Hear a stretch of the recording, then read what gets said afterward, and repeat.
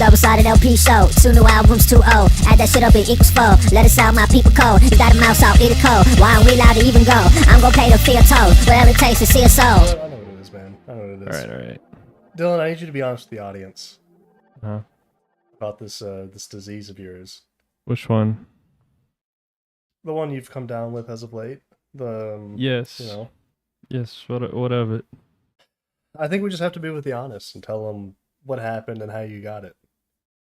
Um You took a little trip downtown, and you met with some ladies. And you know, hey, listen, here on the Double-Sided LP show, sex work is real work, okay?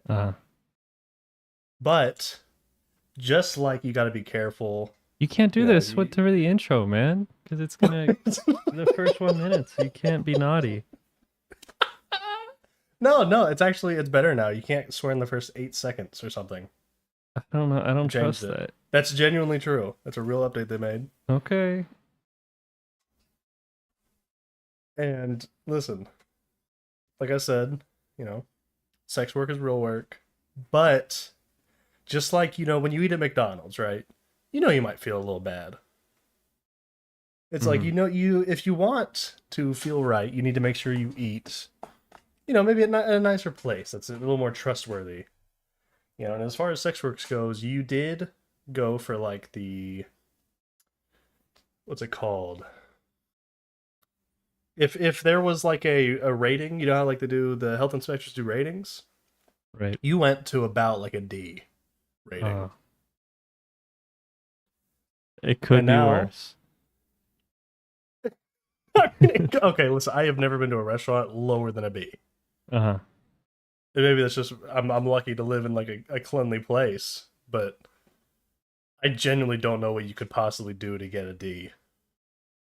So for this brothel for you to have tended to have a D, you know, hypothetically, you just gotta have some respect for yourself, man. Right. And you sent me the pictures. Your willy is covered in a horrible green goop. I got the clap. And bumps. I got the clap. You described it as a leaky faucet of puss. Yeah. This is the episode where we pivot to Ren and Stimpy gross out humor. I guess. This is so forced. No, it's not. I actually thought of this a while ago. Or maybe does that mean it's more forced? Because I thought of this like an hour ago. I had this bit in mind. Talk about me getting the clap. Yeah, pretty much. Yeah, all right. I thought it was pretty good. And with that, Dylan, I'd like to introduce this little show of ours, the Double-Sided LP show. Could you explain the premise of it for the 8 people? Yeah, people who will discover this. For those and have listened up to this point. For those unfamiliar, the Double-Sided LP show is 2 new albums and 2 old. Yes. That we talk about and listen to and talk about. Yeah, I think the intro already handled that, man. I don't know why you bothered explaining all that. Yeah, I'm just doing what I'm told. Yeah, I'm just wasting our time. Yeah, that's fine. Just trying to pad the numbers out. Yeah, that's fine, man. Whatever. So this week, Dylan, what did we bring to talk about? Let's see. I've been listening to a couple of albums here. Oh, wait, I messed it up. I forgot that's how we do it.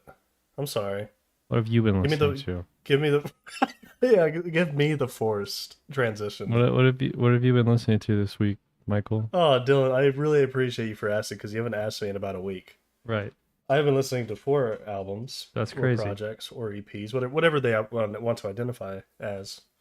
I've been listening to Ilysms, Burger World Peace and the Endless Mediocrity. Clipse's Let God Sort 'Em Out. Arcade Fire's Funeral. And R.A.P Ferreira's Purple Moonlight Pages. Whoa. That's so crazy because I've been listening to that as well. I'm sure you have, man. I'm sure you have. first on the agenda, Dylan, is our first new record. Right. Released only like Yesterday, a basically. month and a half ago. I mean, like a month and a half, but yeah, pretty much yesterday. It's Ilysm's Burger World Peace and the Endless Mediocrity.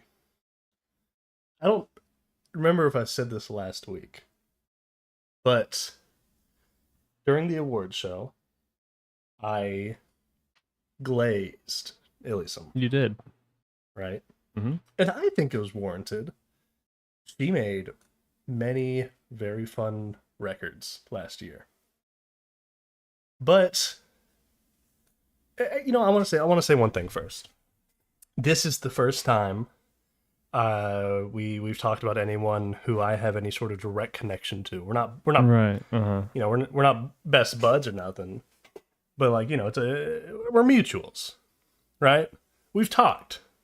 I think we played Gartic Phone one time, maybe. No, we Wow. played Jackbox. Played Jackbox one time. We're not sending each other good night texts.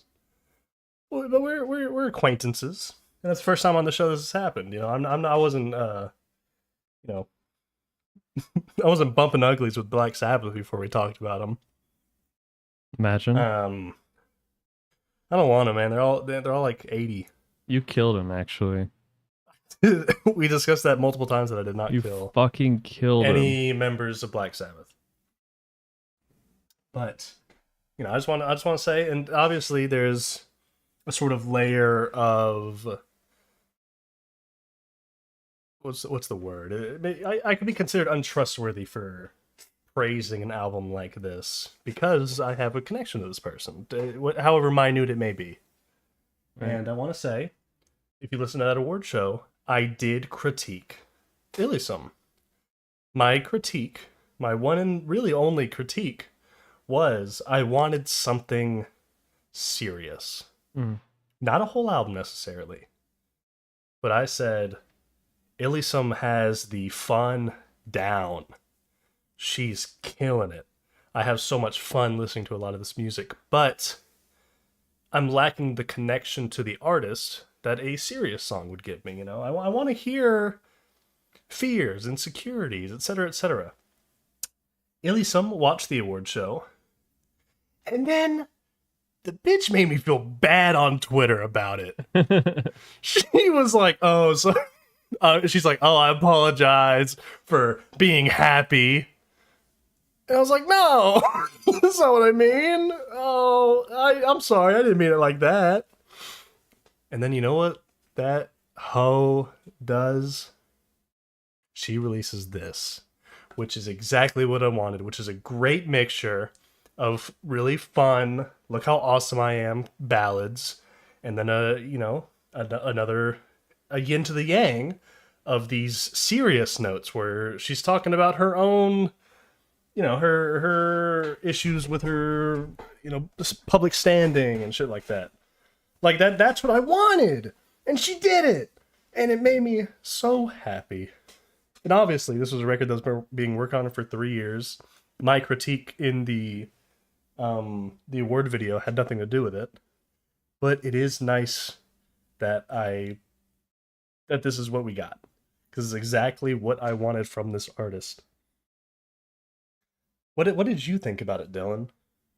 It was really interesting. I think it's a very dynamic album. I had fun with it. I feel like in a sense, this could like be split in half and be two very, very different albums. And Do you think it should have been? I'm no, artiste in that sense, but yeah, I think for a more cohesive listen, it could have been split in half. But that's not to say it wasn't enjoyable. I actually had quite a bit of fun with this one. No, that's in my opinion, this album thrived on having both of them because there's no way it could possibly be felt one note, right? Yeah. It had both of those elements of Ilysm as a human being. And that's what made this by far the fullest project I feel like I've heard from them. It's so great. it is clearly a piece of art that has been worked on for quite some time. 3 years, as she said on Twitter, I believe. And man, to me. I mean, you listen to this, and I feel like it was worth those 3 years, especially if you're pumping out other shit in the meantime. You know, Right. I mean, I love this album. I'm a Quite huge good. fan. I like I mean, the my one instrumentation issue. is fun. Uh-huh. Yeah, well, there's a lot of different types of instrumentation. Yeah. Sample based, synth based, a live band that she I don't know the backstory behind that, but like gathered to make some of these songs, and that's fun. I like that.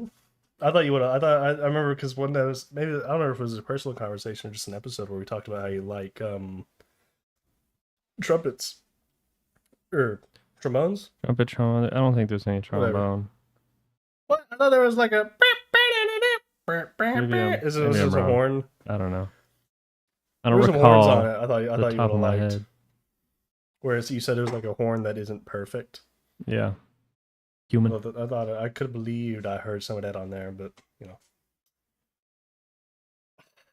Yeah, no, this was.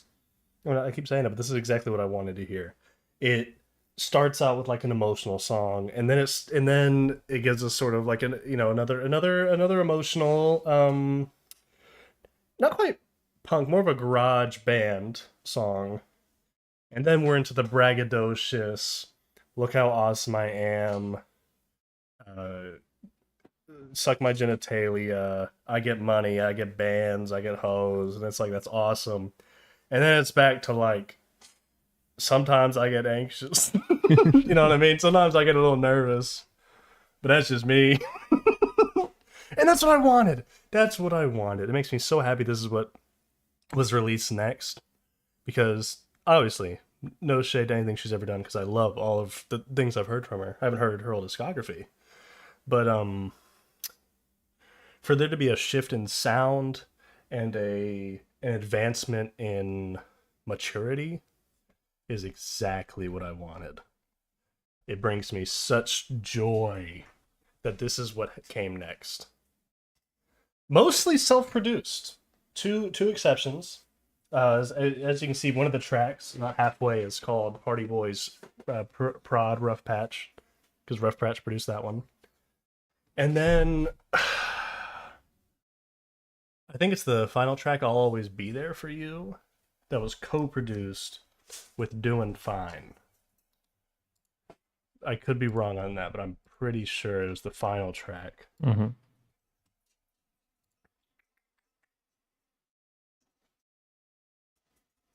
Yeah, the final track. Co-produced with Doing Fine. Who recently did production for... I forget the name of the chick on it. A lady did a song with Danny Brown, and Doing Fine produced it. Femtinol? And, no. Oh, I don't know. Different. I think it was, different. Like electronic. I guess Femtinol is an electronic artist, but different artist. Danny Brown went on some underground. underground Danny moves. Brown literally just been working with whoever, and it's awesome. Yeah, I respect him for it. It brings me a lot of joy. Yeah, I don't know. This is not only was it exactly what I wanted, but it completely blew my expectations out of the water.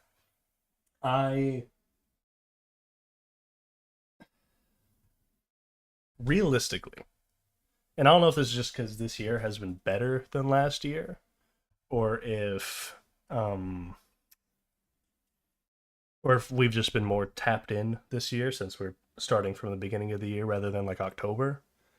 But like realistically, I'm not sure if the previous two works that like got nominations last year for the award show, I don't know if they would have gotten nominated this year. Yeah. But this is still like a front runner for me for a lot of things. Interesting. I love this record. It like every single complaint I could have had about ilysm, or that I did have, was solved here. I have no complaints. I bought the CD. I needed it. Actually, you know what? I do have a complaint. When it released, I asked ilysm. I said, "Hey, can you get this on SoundCloud?" And ilysm said, "Sure thing." A month and a half later, or 2 months later, whatever, however long it's been, still ain't there really some. Unbelievable. But I own it on Bandcamp now, so I guess it don't matter because I can just listen to it whenever. I also have it on CD. It's not here yet, but I bought it. You know. Dude, shout out physical media. Shout out physical media. I admittedly I bought a couple CDs as of late, and it's made me very happy. Bro loves to consume. Yeah, I bought Save the World, Kieran and Robin's Ghost. I bought the ilysm. I bought a Jubilix. I don't know if that's how her name's pronounced. 2 albums on 1 CD, Dark Moon and something else. I think I pre-ordered. This is crazy. I pre-ordered the CD for the Teller Banks album coming soon. Damn. I you know what? I trust him. Yeah. I trust him. I think it'll be good. And I also bought Wildflowers by Double M, which is an album that released last year that I cannot believe I didn't speak on. I think it's because I listened to it too late in the year. There's a good chance that at some point that album will be brought for like an old album. Not this week, but there's a good chance that'll be brought one week. I love that record. And it's going to be signed too. And I think I got like the last one. It's awesome. Makes me so happy. It's like a test press or something. Yeah, I've just kind of been on a roll of buying CDs because one of my CD collection is pretty small, but 2, oh man, if I can support artists a little bit, that's nice, right? I mean, you know, what indie artists have you bought CDs for recently, Dylan? None. I actually think artists, more starving artists. More starving artists is my mantra. What do you want to make good music or not? Come on. Don't you know you have to suffer? Don't you know you have to feel pain? It's for the art. Yeah. Yeah, that's why Spotify CEO is evil. He wants to make good art. He is like everyone's like, why aren't you supporting artists with all that money? Why are you funding militaries? Not even military, like AI weapons startups.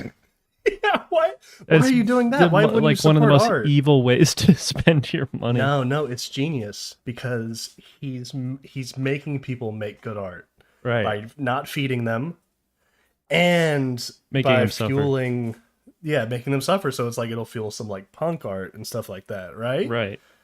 He's 8 steps ahead of us. All hail I don't know. Spotify I don't think, CEO. Are dead people making a lot of art? That's when it gets valued. Right. So Listen. as they're being hunted, they're making the art, and then when they die, it's all the more important. Yes. You're getting it now. Dude, he's onto something. 8 steps ahead, man, Mr. Spotify CEO. He did lose Lizard Gizzard Band, though. He lost. He's been losing quite a few. Have more people left? Yeah, a lot. I feel like I'd only really heard about the movement. Gizzard. A lot of smaller artists. Hey, death by a million cuts or supporting whatever. Supporting, I'm all here for it. I guess it helps that it's like I get the benefit because I'm not using that platform. Well, you're not really benefiting. You're not losing anything, but you're definitely not. That's what I mean. Like I have no stakes in this game, but I do support Spotify going under. Yeah, I switched to Apple Music. Like that's, any better. Well, I think they pay a little bit more. They do. Spotify They pay pays double. Like the worst. They pay double what Spotify does. Yeah, the best you can do, I think, is Tidal, right? But no one uses Tidal. So it's like, you get like $1 million for stream, but you get 0 streams. Tidal is rough. I had Tidal for like 2 years. My dad got it when it came out because he wanted to listen to, which is crazy because he doesn't like Jay-Z really, but he was like missing Jay-Z because Jay-Z took all his music off of other platforms to put it on Tidal. Don't worry, it's back. Oh yeah, he put it back.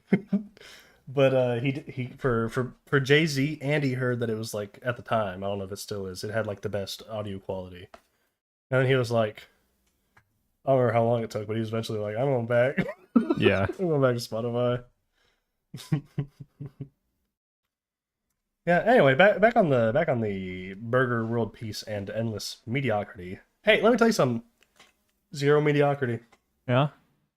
This is gonna be a tough one for me to pick a least favorite on. Well, you got anything more to say? I don't know if we've expressed enough how dynamic this album is. It is Gotta be quite honest a little dynamic. bit. Every Every song sounds almost completely different from each other. yeah.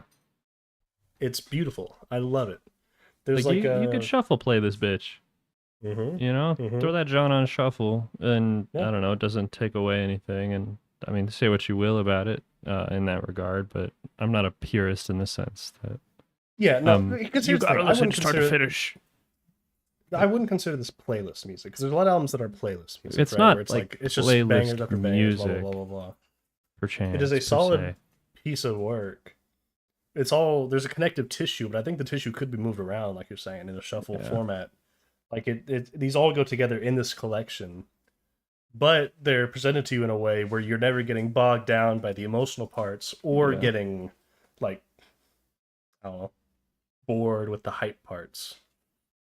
There's a solid mixture all the way down, and this is an 18 track album.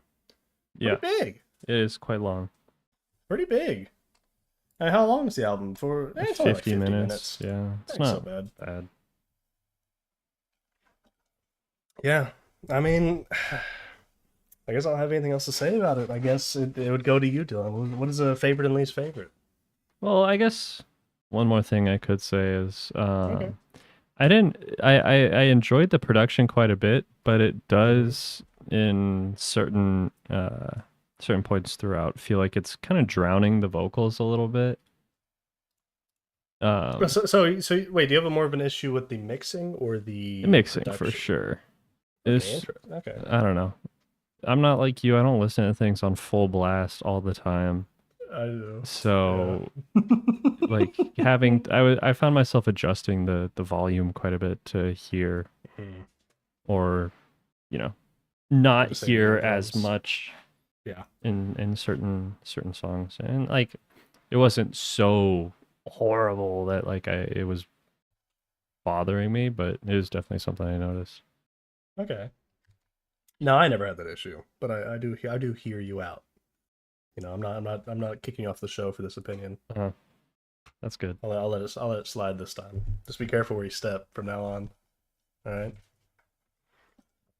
Wait, quick question. Uh-huh. Is this our first Canadian artist? I don't fucking know, man. I don't know. I think it may be. We're collecting the globe. Yeah, One country at a I think time. we got like I think three, we got country four. now. I think- We got four, No. I think. Maybe. We got Japan, we got America, we got Canada now, we United got Kingdom. England, we got Come on, fucking England. oh geez, yeah, we may have four. No! Where is Ana Franco Electrico from? Brazil. It's five countries! Come to Brazil. Come on! I feel like in what episode is this? 7? 7 episodes, I feel like that's pretty good. We're so of this world. We're so worldly. More worldly. Mm-hmm. Wow. Yeah. Anyway. Mhm. Favorite and Your, least favorite favorite. and least favorite. Yeah. Yeah, I think. I think my favorite's probably gonna go. There are a few that I enjoyed quite a bit. But I think track 5, Burnouts, is gonna be my favorite here. Okay, if you liked that one, if you want to hear more like that, because ilysm and Sora are kind of like a duo. Mm. They have a side project called Your Two Favorite War Criminals, and they release an album, and it's awesome. Such a great duo tape. Not my favorite of either of their works, but like for like a meetup duo kind of tape, so fucking cool. Such great production. They're very charismatic together. Noted. Yeah, I don't know. The production on here is awesome. That sample is such an earworm. The rapping's great. There's a little bit of horns going on. I don't know. It's fun. It's very fun. Definitely doesn't overstay its welcome. Honestly, Yeah. I could stand for this being much longer. It's just an You enjoyable need director's track. cut. Director's cut for this song in particular. Okay. Just ride the beat for like 30 seconds at the end or something. Okay, yeah, that's fair. Make sure they didn't. No, they didn't. Oh. Yeah, no, they didn't. They didn't want Least favorite though. Someone's got to die. Gotta going out back. It's true. There was one I wasn't super huge on, but I'm struggling to remember which one that was.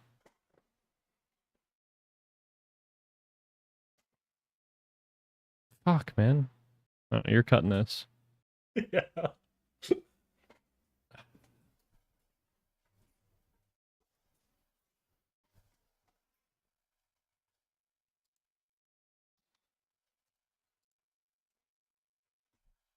I'm struggling, man. Which one was it? Oh, I wanted to. I meant to show you this while we're cutting stuff out. I wanted to show you this.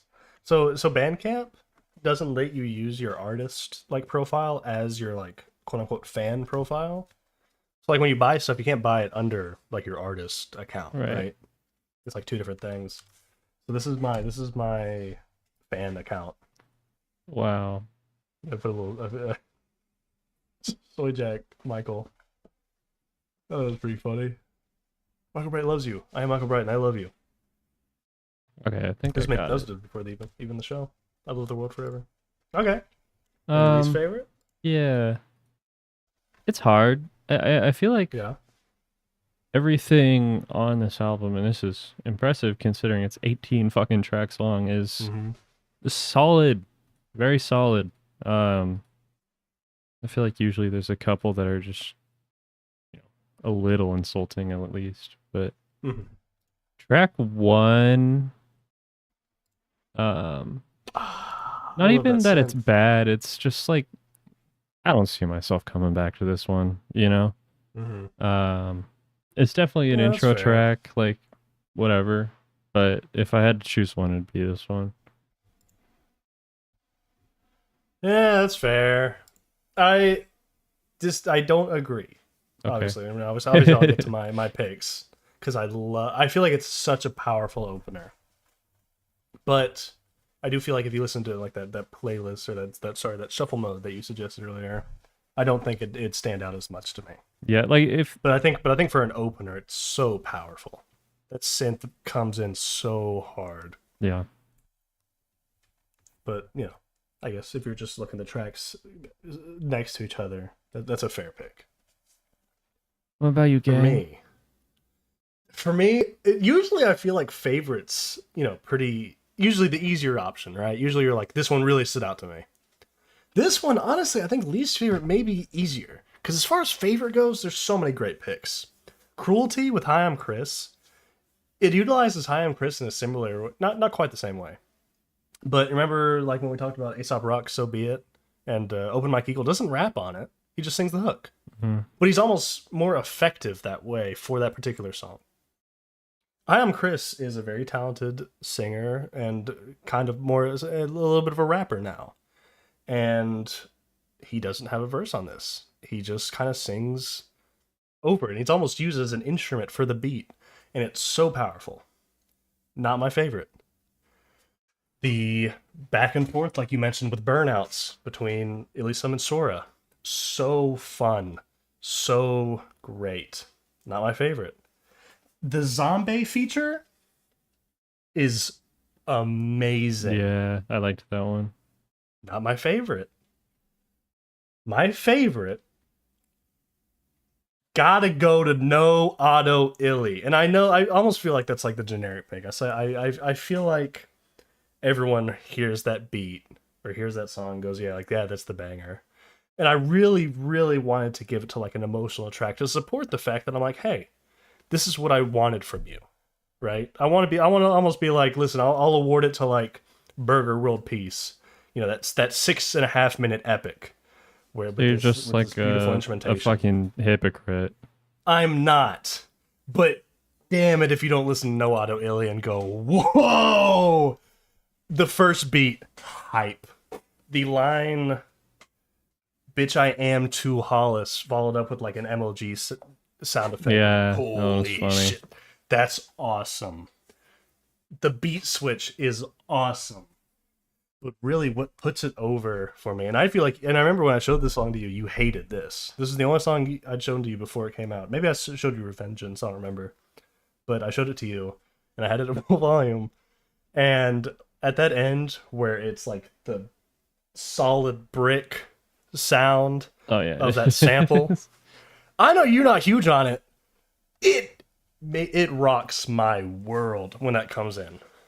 Like, that's the part I'm singing to the hardest on this entire record, just along with that sample at the end of that song. It is, I'll say it again, it is just so, to me, it was so effective and powerful to me. It made me, like, that's the one where, like, it was an out-of-body experience, almost. I love when that comes in. It's what set the song from, like a 10 to, like, a 20 for me. Mm.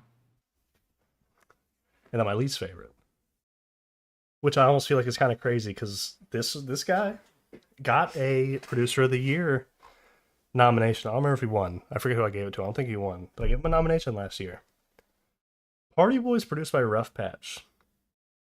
Good song. Nothing wrong with it. It's a fine little 1 minute 16 song. But honestly, probably my least favorite Rough Patch beat I've ever heard. And I love him. I think he's a great producer. His work with Hi, I'm Chris this year is probably going to earn him another Producer of the Year nomination. No spoilers, obviously. I don't actually know what I'm going to nominate yet until we get there. But I'm still wildly impressed with that production, and from his production last year. And it's just I don't know. Maybe this is like a 3-year-old beat. You know, this has been worked on for 3 years. But the beat doesn't do much for me. It's a strip back beat, so maybe that's just why. But like, I don't know, man. So if it's like if you got like Joey Valence or JPEG Mafia or Tyler the Creator, and you just kind of got like a generic beat from them, you'd be like, really? That's what you did? That's what you got from them?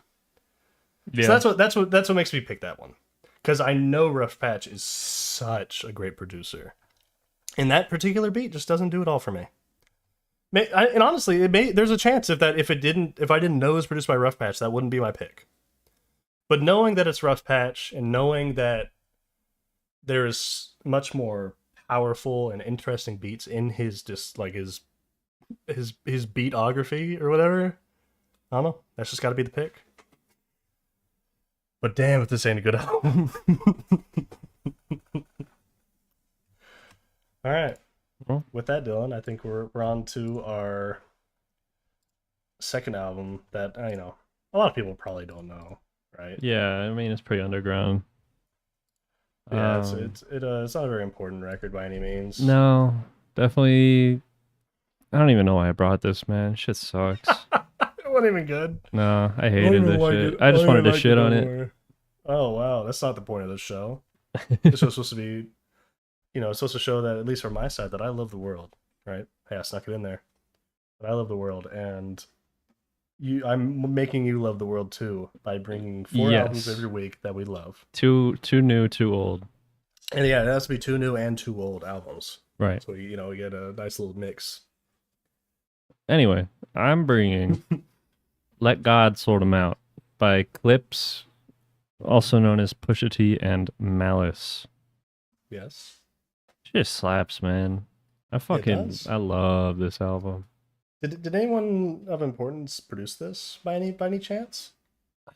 I believe it was produced by local evil guy and also Lego movie star Pharrell Williams. Yeah, listen, he may be a little evil. I'll let it slide. He got some great production on here. He deserved a little evil. Yeah, it needs to be mentioned, right?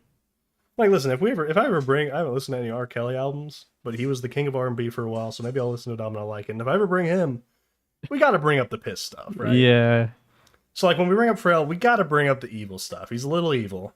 I mean, but is R. Kelly's detriment really the piss or the minor? Oh, yeah, I guess that's probably the more important bit. Yeah. He pissed on a minor. Yeah. Pharrell didn't do that. No. But he is kind of like I wouldn't want to be that guy's friend by any means.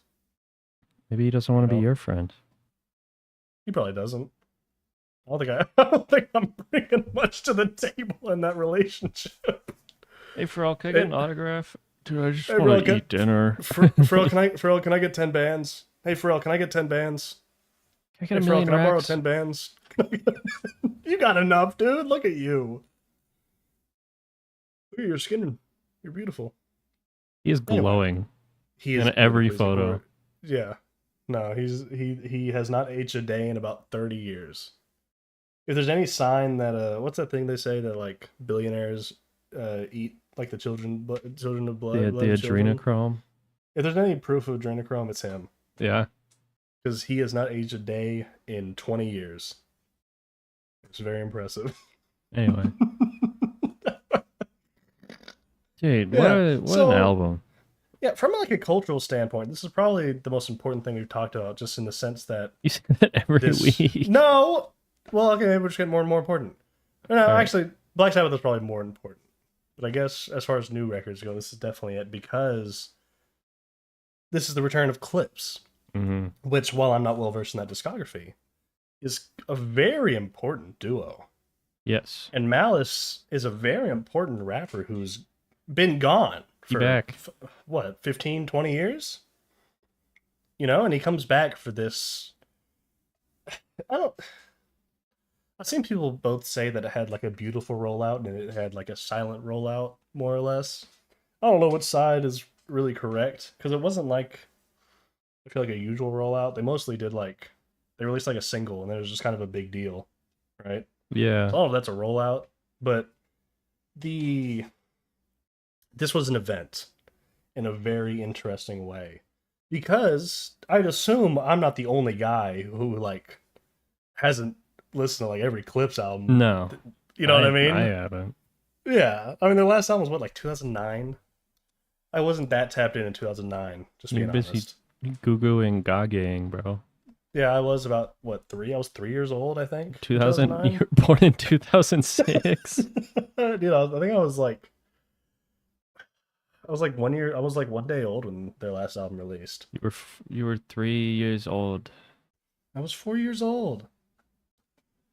No, I mean, I was not tapped in, dude. Like, listen, I was jamming some great rap records because of my dad, but I wasn't like, hey, father, I'd love to explore the greater DC area's rap scene. You know, I didn't have that in me at that age. So I was left to really being exposed to Clipse due to this album releasing. I knew they existed, but I'd never found any reason to explore them, because this is going to be a shocker. I'm ready to be shot in the head for this. But I don't completely 100% understand the Pusha T hype. I like him. I love He's Pusha T. good. He's very, very talented.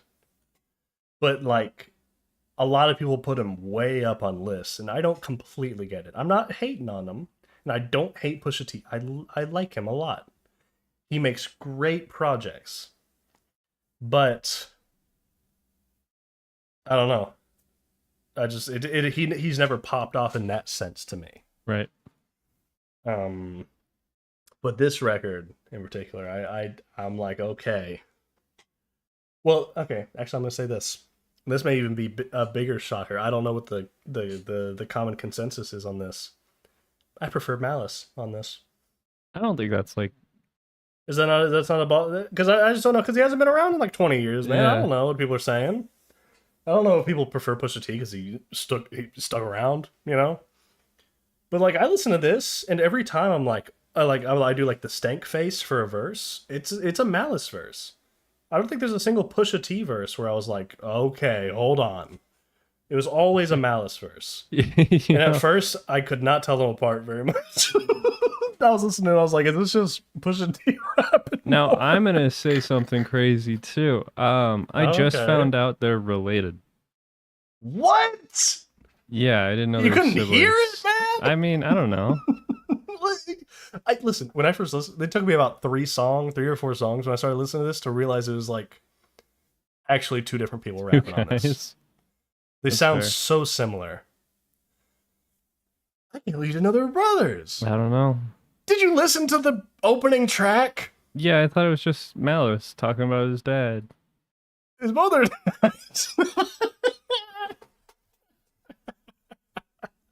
Oh, Let me just say that intro's beautiful, man. I cried the first time I listened to it. I cried the second time I listened to it.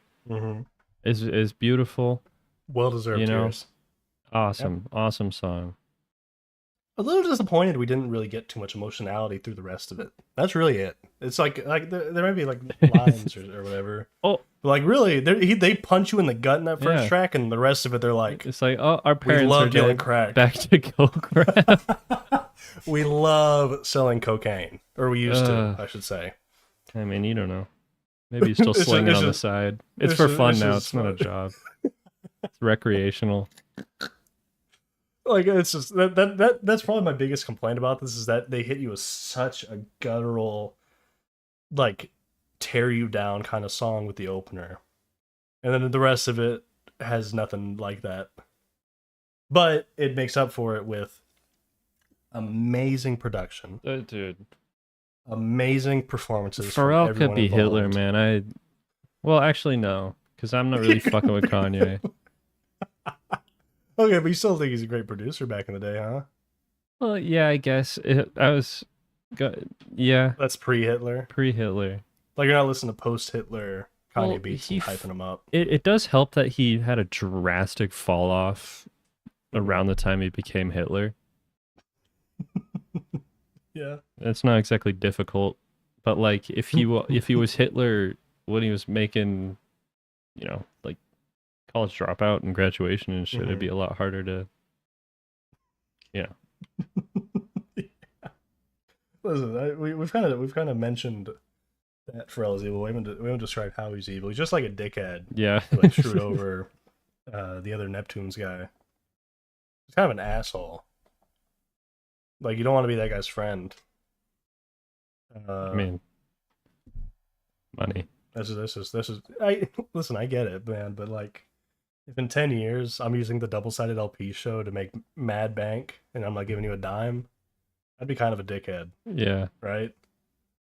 So, that's just what I'm saying. Kind of the opposite of what you've told me in private and on this show about if this operation ever starts making money.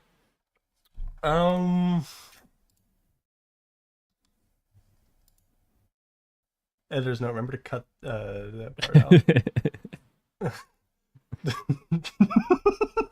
Editor's note, find a new co-host.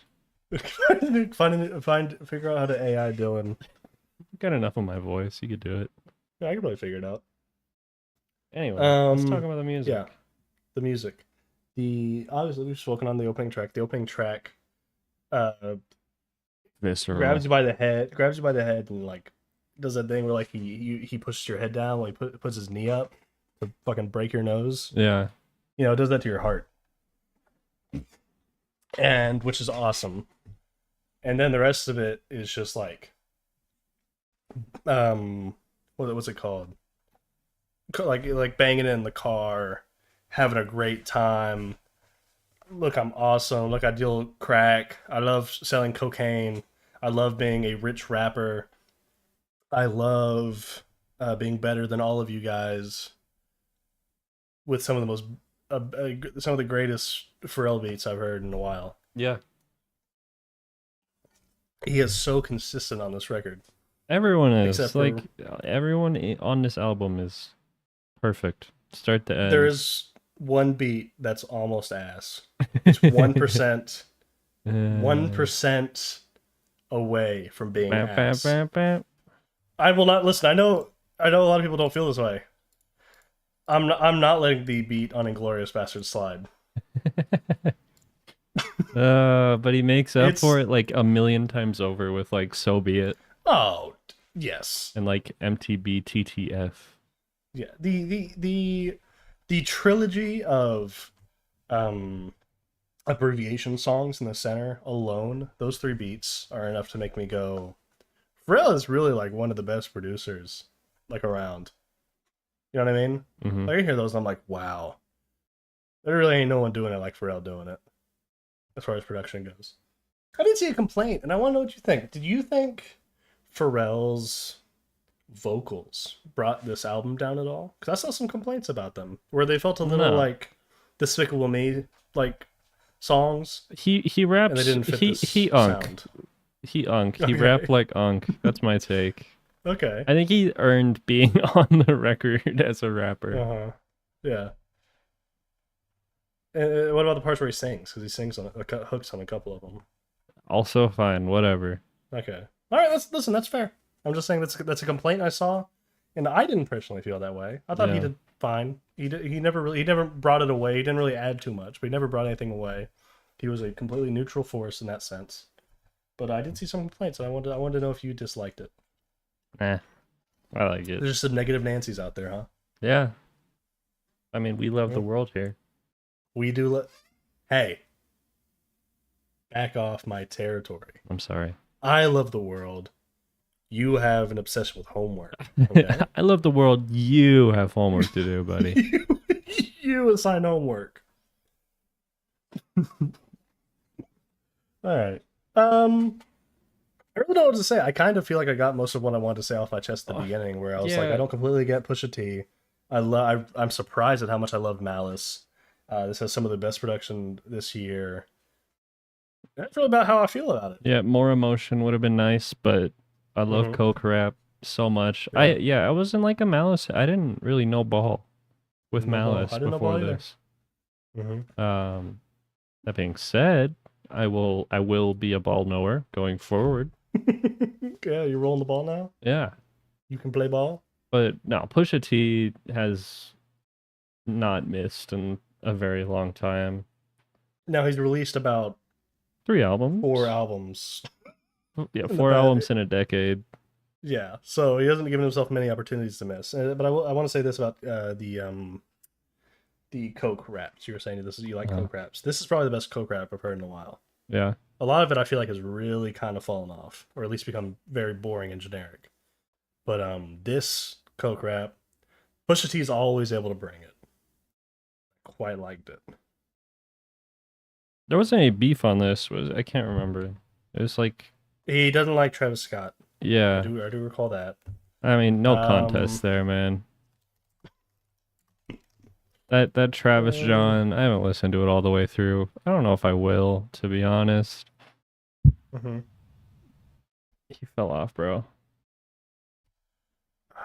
He made Rodeo though. Is Rodeo that prolific? Sorry, who? Rodeo. Rodeo Yeah. is considered a very important record. I haven't listened to it, honestly. We're It's just being real. I ain't listened to it. I mean it's good. I like it a lot. Travis Scott, I don't know. Kylie Jenner, Kendall Jenner, whoever he's married to is probably like putting fucking antifreeze in his water or something, dulling him. Yeah. I will say this. I do think he's been on an uprise as of late. I think this is not a very common thought. I love Jack Boys 2. Okay, let's expect. I do not love Jack Boys 2. I like Jack Boys 2 more than I like Jack Boys 1, because I think Jack Boys 1 is one of the worst things he's ever released. And I do think that, like, if we compare his last 2 albums would have been... I hated Utopia. No, I put Utopia over Ash was it one? Astroworld. Astroworld. I put Utopia over Astroworld. I think Utopia, while it didn't stick the landing in every sense, it was much more exciting and experimental as far as his sound goes. I got a lot of respect for that record. But what I'm seeing here is there's some beef with Jim Jones. Pusha T's got some feud with Jim Jones, because Jim Jones... I don't even know. You know Jim Jones? I mean, the name's familiar, but... You got like a podcast? Oh, yeah, he's... What the I hell? don't care then. The Wikipedia article has the wrong Jim Jones link to it. That's kind of awesome. It has the cult leader of Jonestown. Pusha T got beef with Jonestown? You might. Holy shit. All right. Are we No, going that's to the wrong address guy. the PP line? It's a terrible line. It's a horrible line. No, I'm not letting it slide. That line is the sole reason that song will not be a favorite. All diamonds look like PP. I mean, what Yeah. were you thinking, Which is- man? And it sucks because it's literally at the beginning of like an awesome drop. Like it's set up to be one of the hardest lines with the production around it. And it is such a bad line. Yeah, the we're not rocking with the PP line. Sorry. No. Sorry, Mr. Push. Did Pusha T beef with Kanye on this at all? You don't like Kanye no I more. don't think so. He definitely beefed with him during the press, but I don't know if he talked about it. Did Kendrick have any beefs with Drake on his verse? It's possible. I think it was him being nonchalant that kind of And nonchalant upset Dreadhead. Drake again. Like him not Okay. bringing it up. Mm-hmm. That's fair. Yeah. Yeah, I was trying to see if there's any other beefs. I don't remember off the top of my head. I'm not really seeing nothing.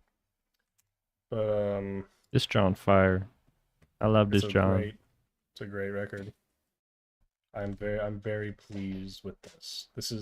This exceeded my expectations for a rapper that I wasn't super huge on.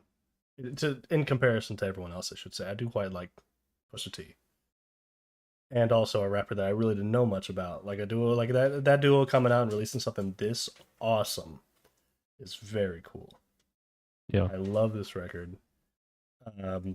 This album would probably be better if every song was done in abbreviations, because every abbreviated song is like close to the best song on it.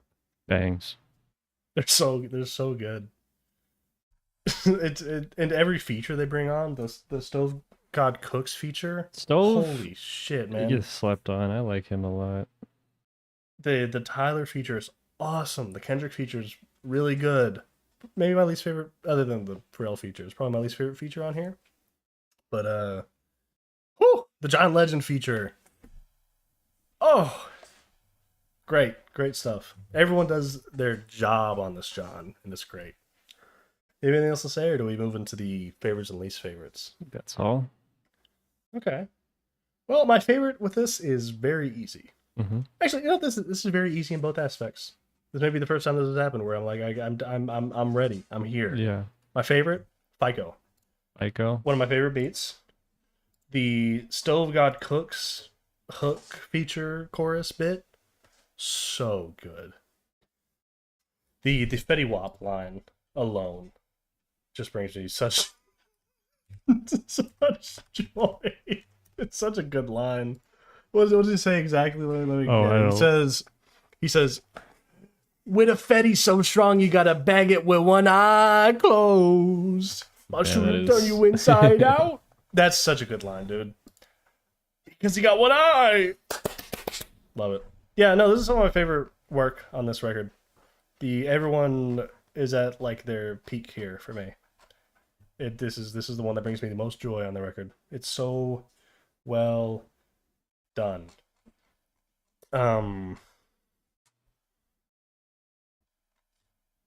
Least favorite. And then, yeah, my least favorite. I was just trying to think about anything else to say about FICO. Not really. My least favorite, Inglourious Bastards. That beat is just unforgivable. I don't care. Yeah. I I honestly haven't seen anyone hate on this, but this sounds like a Dr. Giggle Touch beat, man. And I'm not gonna let it slide. If that like shitlord's tag came on where like he vomits and farts right before the beat starts, I'd believe it, because this is what was he doing, man? And didn't the song have a feature? Who's on Glorious Bastards? Ad Liba. I don't know who the hell that is, but he did him wrong by putting him on this beat. What the hell are we doing, man? I'm gonna be honest, probably close to a bad, not quite bad, not terrible. But this is real close to being bad. Oh, apparently, fun fact. The re-up gang was No Malice, Pusha T, Ab Diva, and some guy named Sandman. So yeah, they got some background. Huh. Neat. A very short Wikipedia article. All right, and then for you, Dylan, your favorite and least favorite. Oh, this is not that hard, honestly. I think Okay. track 4, So Be It, will be my That's favorite fair. pick That's the one from you this definitely one. talked about the most. I love this beat, man. I'm addicted to this fucking beat. Mhm. Shout out Arabic pop from the 70s. Not a lot of people be talking about that. Mhm. Pre Cold War, proxy war, Arab countries were really on the up and up when it came to, you know, pop culture and fashion and music. And I think it should be appreciated more because it's really fucking cool. That being said, fuck Saudi Arabia. Guy clearly doesn't know about Timbaland. Timbaland been doing that, all right? He's evil now too, sadly. He's- Timbaland is evil now. So, you know, what can you do? But listen, man, his production back in the day, he used it a lot. And he's like really, I mean, he's the reason, let's be real, he's the reason Pharrell used it on this. You think? 100%. I mean, maybe I'm out of my bag here, but I believe he's the one who like revolutionized that idea of using those kind of samples, and he did it so effectively back in the day in both rap and pop records that I do think that's where. I think Pharrell is heavily influenced by Timbaland. That's fair. I think he's. I'm not gonna say he's biting a style, but like he definitely borrows a lot of ideas from Timbaland, which is good. Which is fine. Timbaland was a great producer. But yeah, I definitely think my issue with So Be It is every time he says smoke, Smoke. it makes me think of the Family Guy bit, which is, you know, to be fair, that's just like a bit we say. So it's not Clip's fault. That's good. But every time he says smoke, it makes me think of Family Guy bit smoke. You smoking yet? You smoking yet? I can't help it. Every time I hear it, smoke, and he says it a bunch of times on the song, and it honestly kind of ruins the song for me. That's crazy. And I know it's a great song, I know it's good, but I genuinely it's a mental block that I cannot get over. But I also really do think like there's a couple songs that I definitely just prefer over it. But yeah, anyway, your least favorite? I'm gonna have to go with Inglorious on you here. That's fucked up because you defended that beat whenever we talked about it. I was like, it was the night the album came out, and Okay. I was very passively listening to it while doing something else. Mhm. I was like, oh, these horns are interesting. I like this. Second listen, like a serious listen. What the fuck was Pharrell on, man? It's not good. Oh my man. god, yeah. He really lets us down with that beat. It's rough. Yeah, just come on, dude. Bad beat. Yeah, it's rough out here.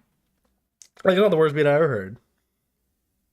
But like Pharrell, you're Pharrell, man. You can't have. Have you heard of Pharrell beat? Doing that. You ever heard of Pharrell beat? Because if this was like, hey, let me put you on a Pharrell beat, and you sent me Inglorious Bastards, I would say I never want to hear anything this guy has ever done. No. Terrible look. Yeah, it's rough out here for that one in particular.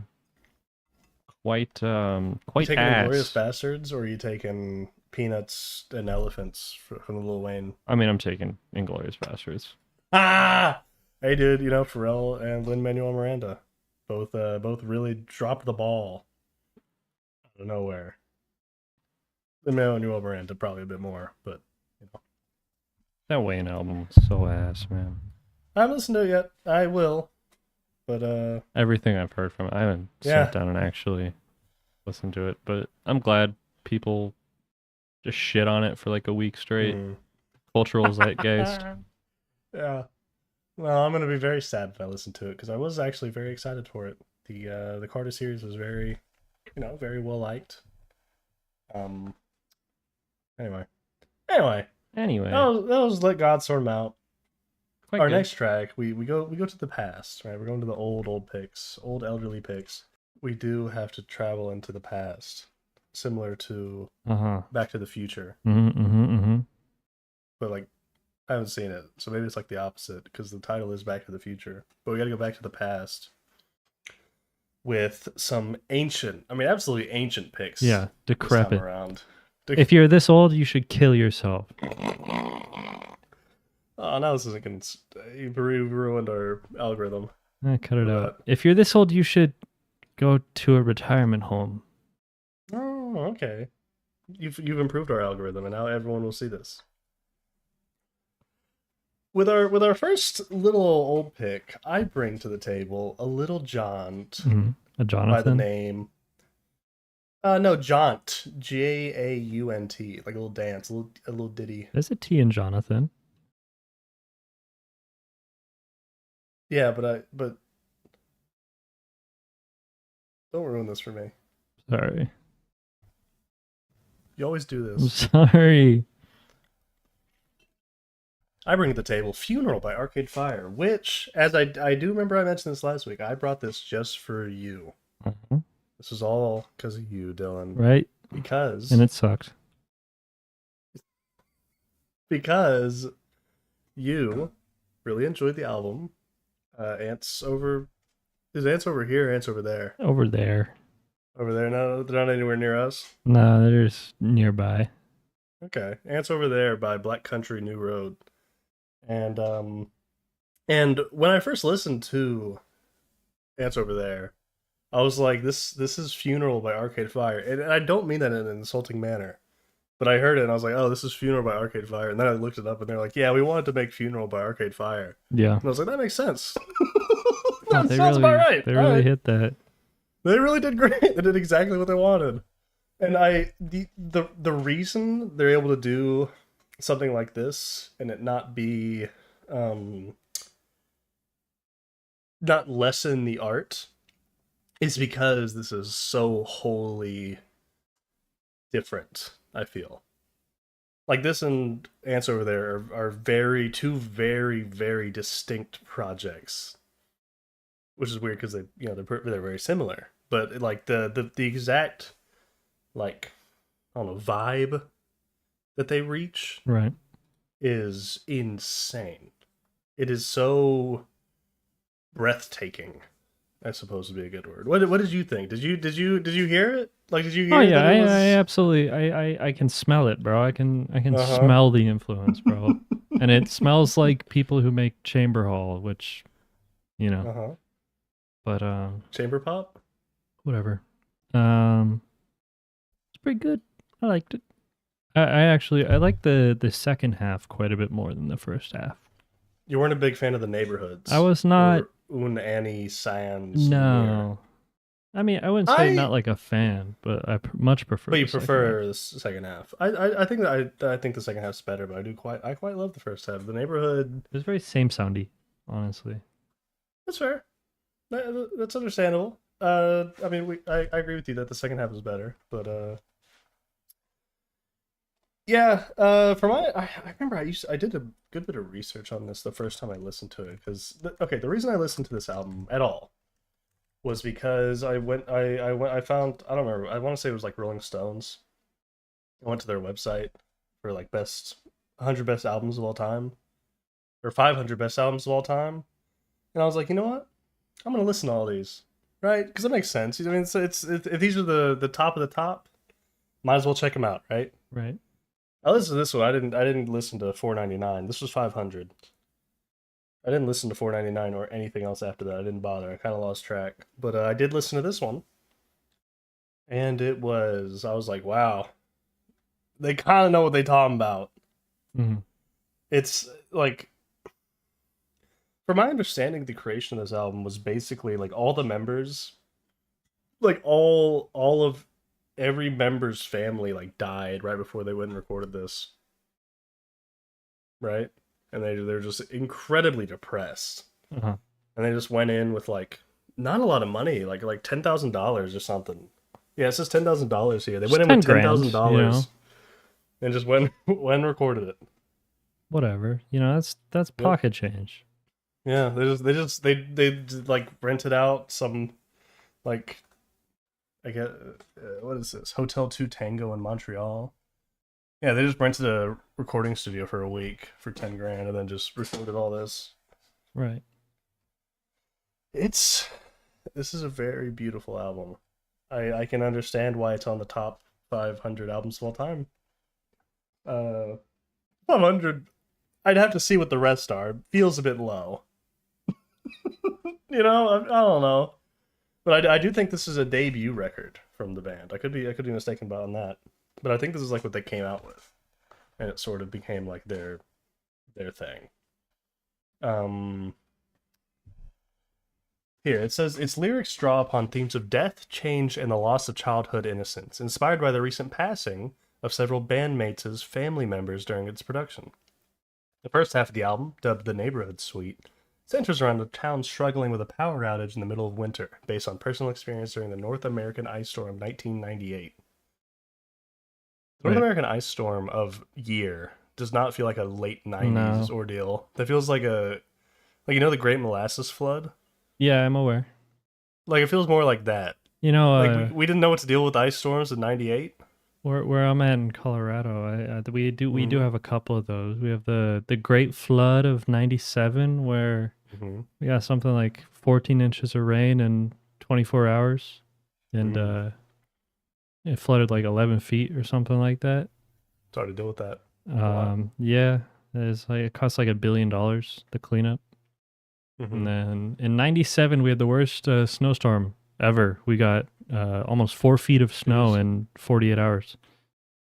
Good God. Yeah, it's about an inch an hour if you do the math on that. Yeah, these guys are from Canada. And they didn't even have like Fortnite or nothing back then. So like, what were they doing? They were stuck indoors. They're getting ready to make music like this, I guess. Makes you think. It does make you think. Dylan, I brought 2 foreign bodies of work this week. I'm awesome. I mean, look how awesome I am. They're both Canadian. We don't fuck with them over there. You know what you did, Justin Trudeau? Put the image on screen. No, I'm not gonna do that. No, I'm not gonna. Everyone at home knows what I'm talking about. Yeah, I think it clicks in your head pretty quick.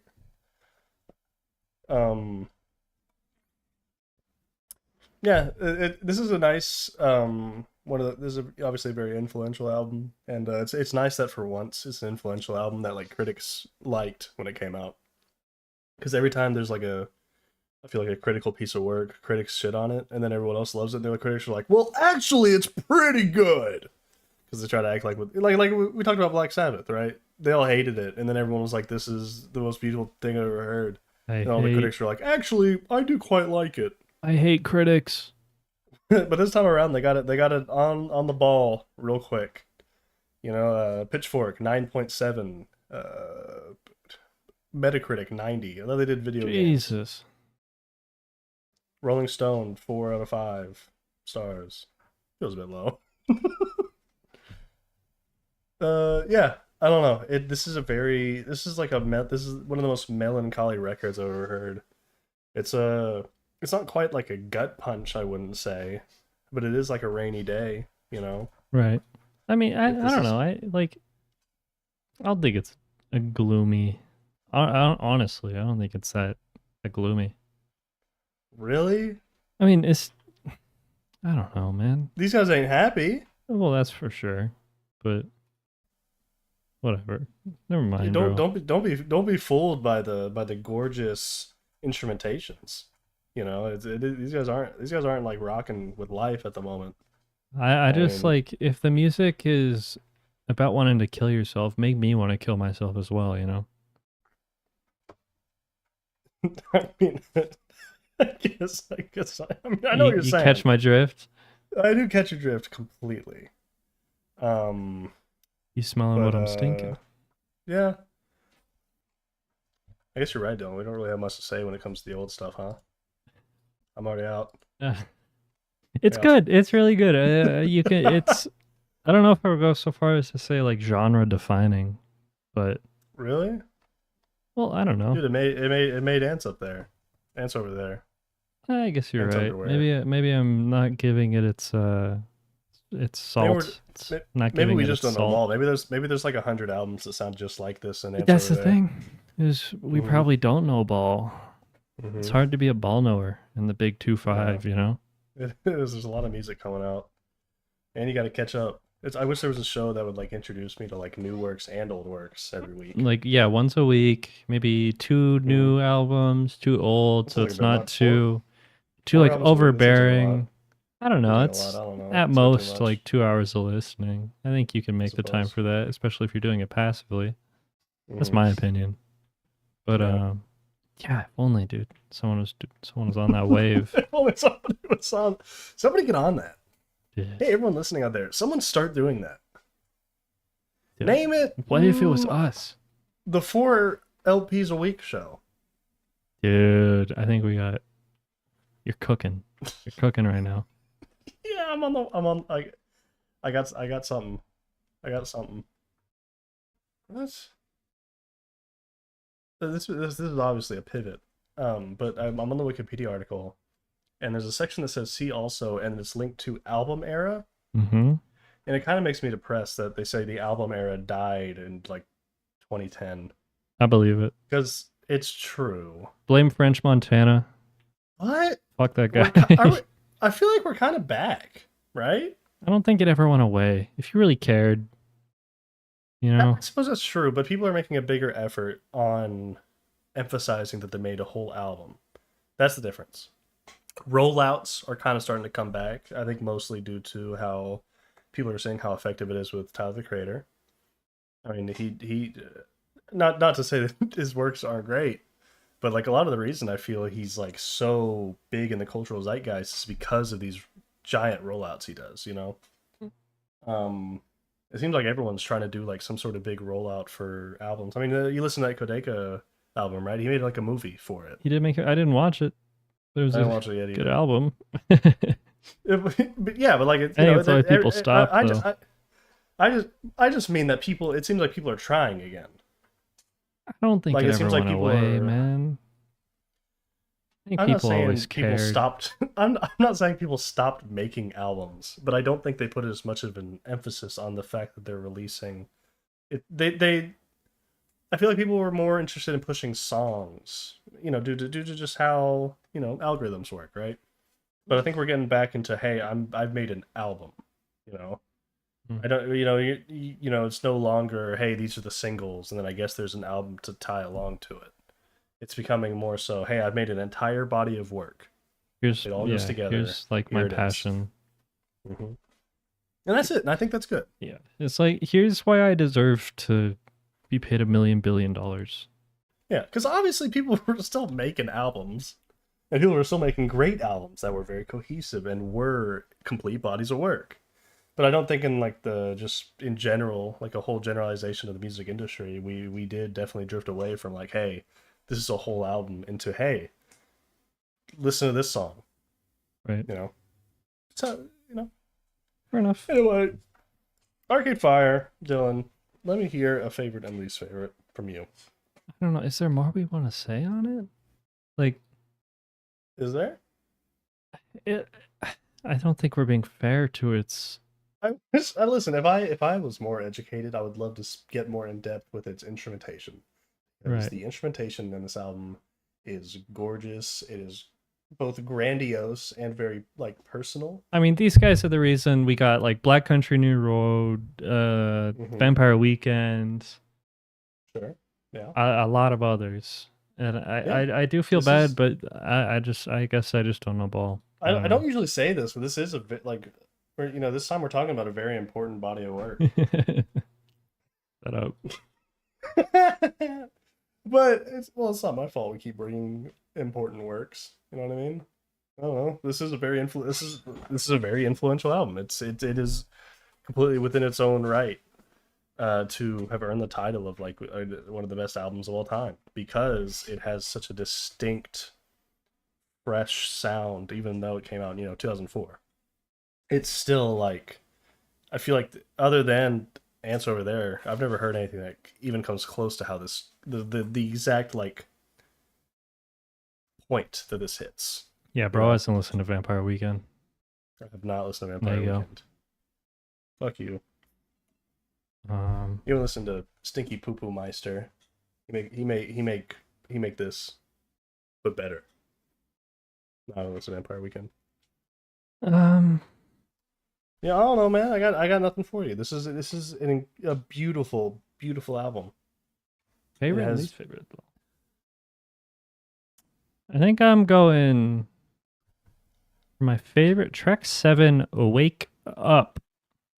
Okay. It's a very lively instrumentation. I like the little.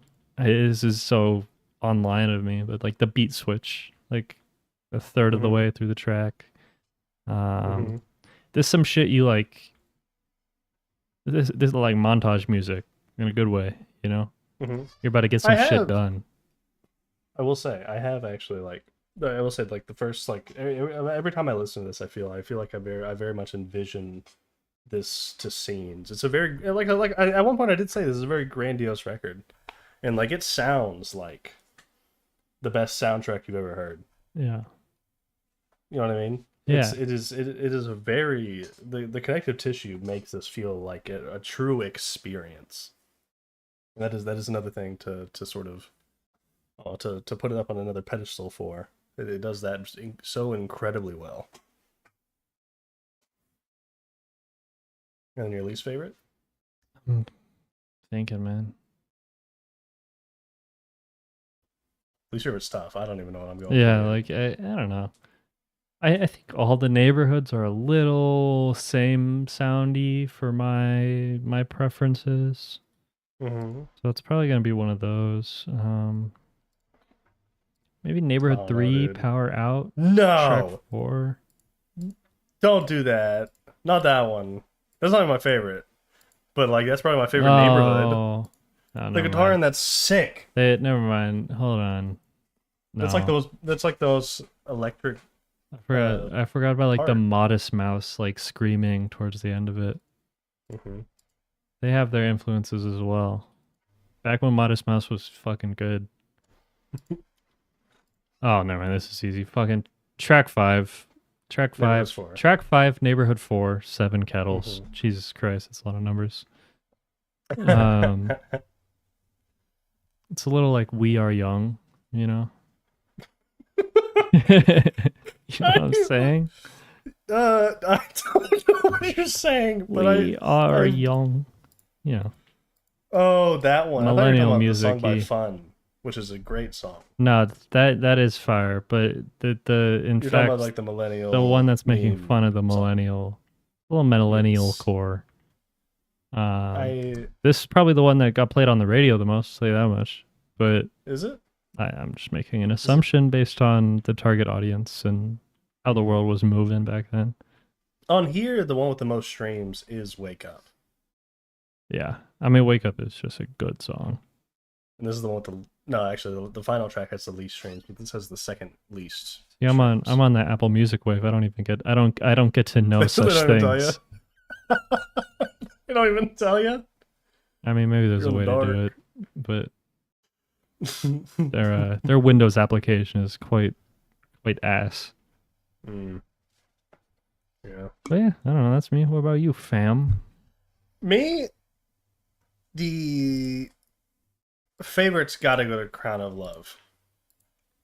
It Hmm. has like 2 switch ups on it, or like 3 maybe. It keeps you guessing the entire 442. Right. It starts slow. It kind of builds up a little bit.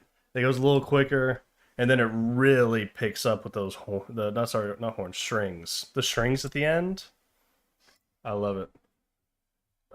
So Crown of Love is definitely my favorite, and I do think I'm gonna have to agree with you on the least favorite. Neighborhood Yeah, 4, I 7 mean, Kettles. it's It's just the least interesting. yeah, it's It boring. doesn't bring much to the table. And but I quite like most of the rest of the neighborhoods. Like I don't completely understand the hate for the rest of them, but like my second favorite track may be Neighborhood 3. I love Neighborhood 3. But Neighborhood 4 really doesn't do much. Right. And with that, Dylan, we get to your old, and if I remember Ancient. correctly, this is a really old. Yeah, thing, right? like prehistoric. One day we Yeah. gotta bring caveman shit. I think it'd Caveman be kind of music? funny. I'm bringing. What was that guy named Bach? I'm bringing Bach. That's my pick next week. Bach. You have to listen to Bach. This one's for the fence building nihilists, you could say. I fucking love this album. You haven't introduced Purple yet. Moonlit Pages by Rory Allen Philip Ferreira. You're pulling the whole name out. Yeah, the government. I don't think that's I it. know. I don't think that's his I know. government name. I know. Oh, yeah, it might personally, be. so I I just call him Rap. I know his real name's Rory, so it might be his full name. That'd be crazy because he's a rapper and his initials are Rap. That means I need to become a merb too. That actually Merb would go hard if you rebranded. Oh, dude, I'm actually. You know what's even crazier? Uh, You don't know his name? mm. Rory Allen Philip Ferreira. That's crazy, dude. Ferreira is his name. That's awesome. That's an awesome fucking name. It's a great name. That's a great Ferreira. name. Is that French? I don't know. Whatever. So his initials weren't R.A.P. They were R.A.P. Ferreira, and he was like, "Well, I might as well just Well, throw that on there." I think Yeah, that bangs. Merb would go hard. Merb 2?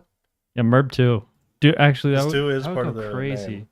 name. Not Roman, Merb? not Roman initial, Roman Yeah, numerals. It has to be the number like 2. The number, like Merb the 2. You think I need to switch from Michael Bright to Merb 2? Arabic Hindu Arabic lettering 2. What does the Hindu 2 look like? What? Like, what of a book?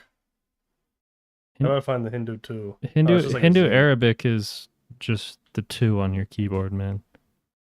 It's a Because Z. they invented Hey, don't play around, buddy. It's a Z. Look. that. That's a 2, dog.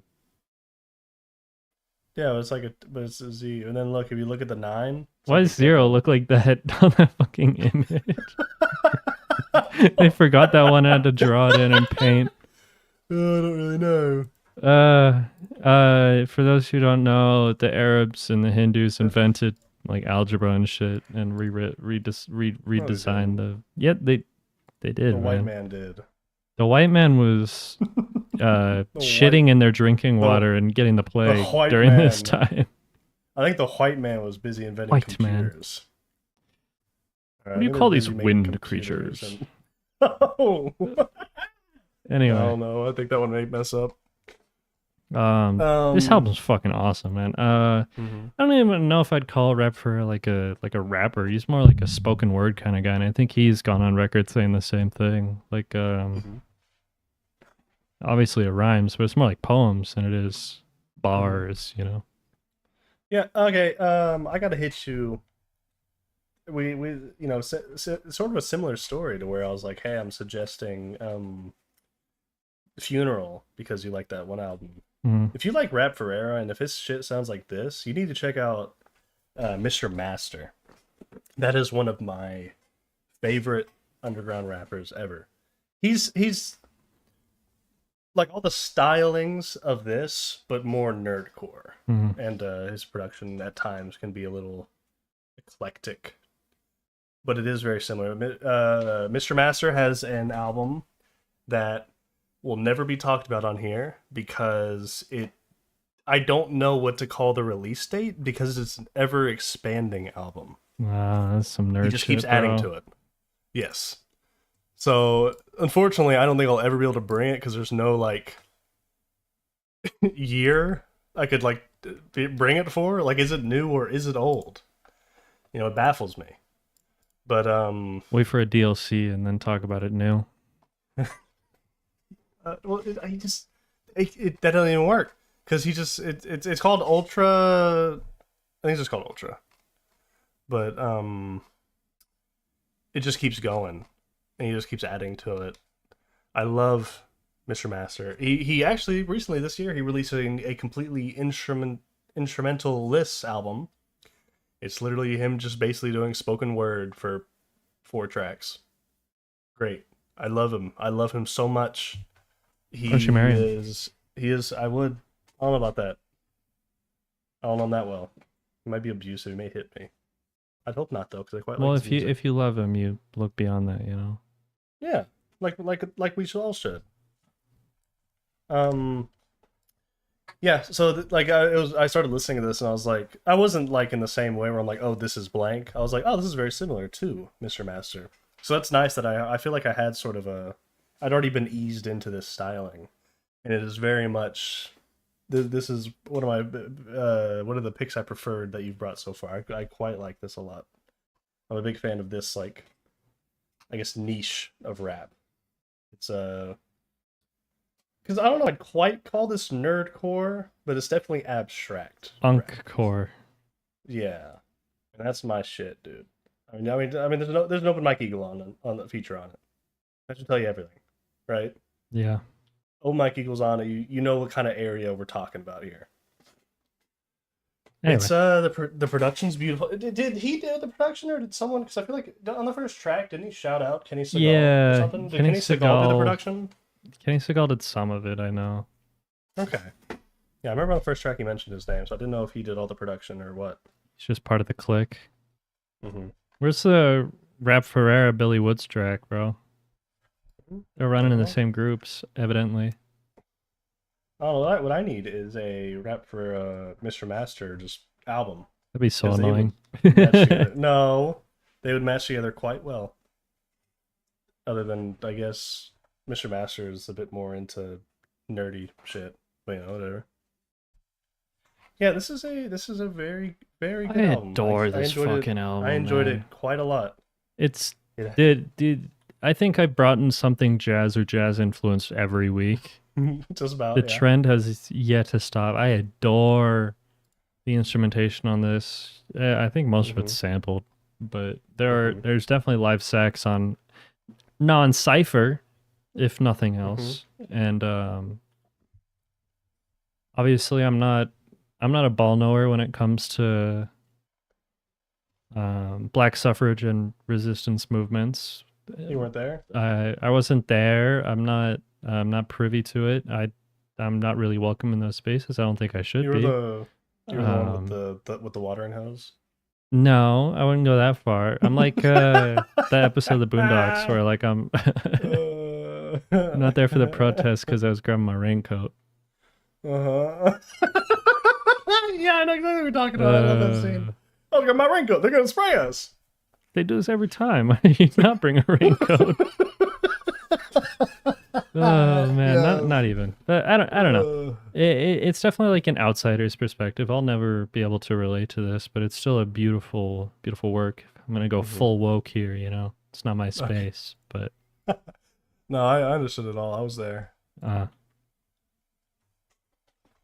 Oh,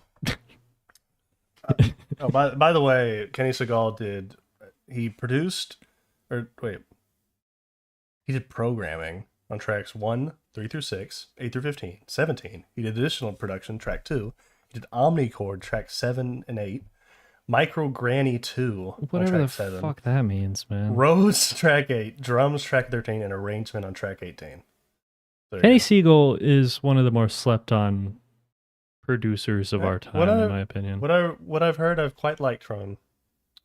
But yeah, it seems for the most part that the Jefferson Park Boys did production. That's who's credited here. Jefferson Park Boys, which is Kenny Segal, Aaron Carmack, and Mike Pervisi. There you go.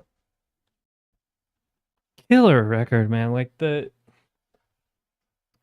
lot of these are just, I guess it would be drum and bass technically, in like the real sense of drum and bass, where it's, you know, drums and bass. Like the literal, there's drums and there's bass on these. And nothing else. Okay.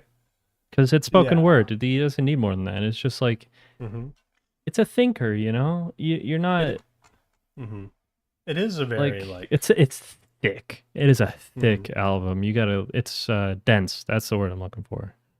Yeah, Very it's dense like work. Remember that scene from Extremely Goofy Movie where they're in the jazz club?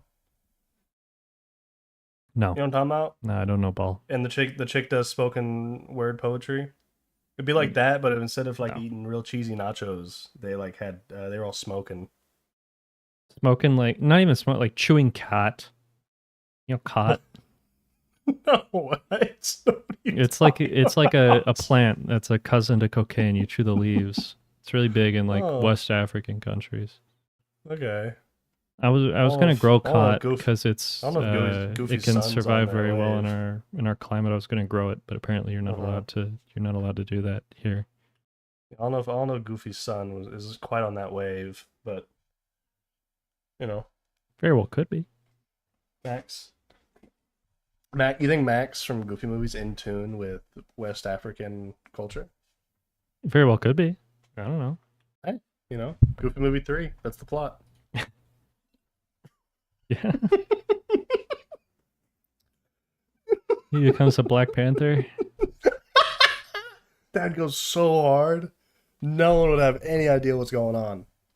Anyway, R.A.P. Ferreira's album, entitled Purple Moonlight Pages, is very nice. It has beautiful production, along with some great performances and writing from Mr. R.A.P. Ferreira himself. It's very, very well done. I quite like this. This is right up my alley. Yeah, it's you hadn't heard it, had you? No.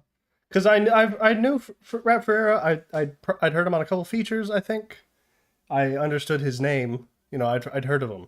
But that was about the extent of it. Also, he was, if anything, he was a musical acquaintance for my ears. Also known as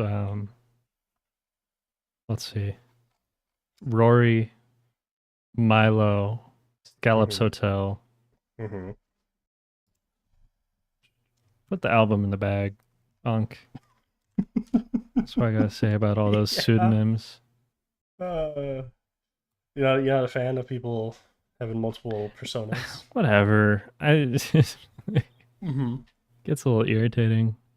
It does make it a little aggravating as a fan, I suppose. But you know, I guess if you have different sounds for each of them, I don't see an issue. Personas. It's like Doom. Yeah. He's like 8. Yeah.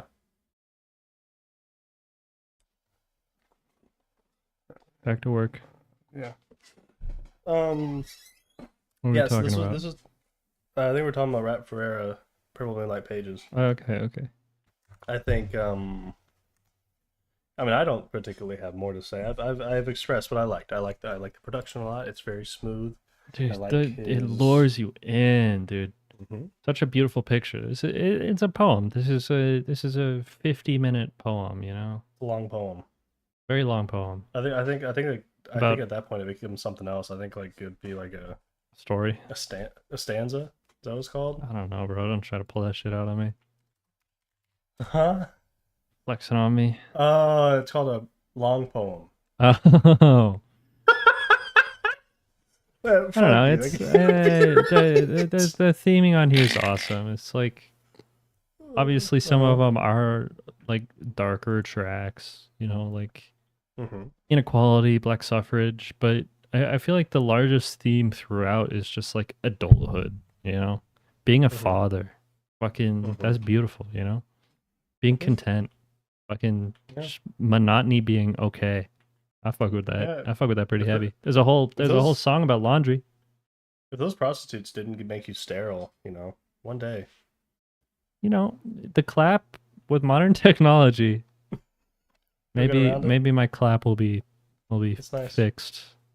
Go to an alchemist. Yeah. They'll brew me a potion. No, I'm a big fan of Ankh rap. I'm a big fan of abstract rap. I'm a big fan of.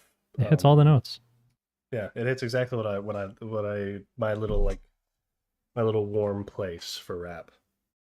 Like this is very much fitting alongside with Open Mike Eagle, modern atmosphere, Aesop rock, like that. Just sort of that little niche, I quite love. It's right in there with some more expressive performances at times than you usually see in this art. I'd say he is not He's an emotive guy. stationary. He's an emotive Yeah. guy. He's dynamic. It's not that's what made me think of Mr. Master, is that sort of explosive performances. You know, regardless of if the beat is explosive alongside him, he's still bringing a very lively energy. You know, you can feel the passion in that sense. That there's like this, you know, he cares. He's not phoning anything in. These are very stay with your chest performances, and it makes them have a bit more impact than they usually would, I feel. Especially whenever you have such a laid back production style as this. You know, it's very easy to get lost in the smoke and Right. sort of become boring. But R.A.P. Ferreira is able to keep me lured in with the way he chose to ride these beats. I liked it. I liked it a lot. Beautiful, man. Mm-hmm. Fire, even? I'd say so. I'd say it's fire. It's You won't just, catch me disagreeing. I don't know. I come back to this one a lot. This is just a feel-good piece. And it has followed me through my life. And it's always hit a different spot, maybe, but it's always hit something. Mm-hmm. Yeah, it digs When in it real comes good. to, I don't know, it's like a warm blanket. Mhm. And there's like E. coli in the blanket sometimes because of all the underlying themes of discrimination and such. But Uh-huh. you know,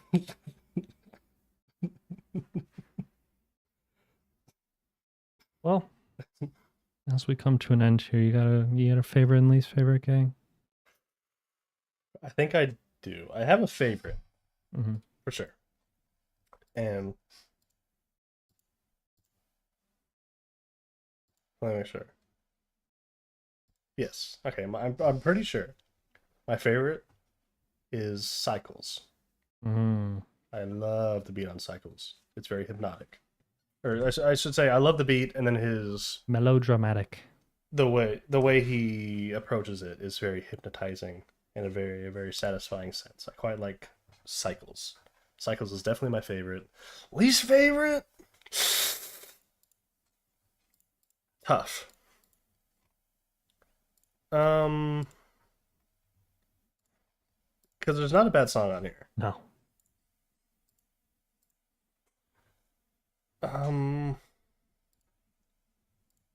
So like,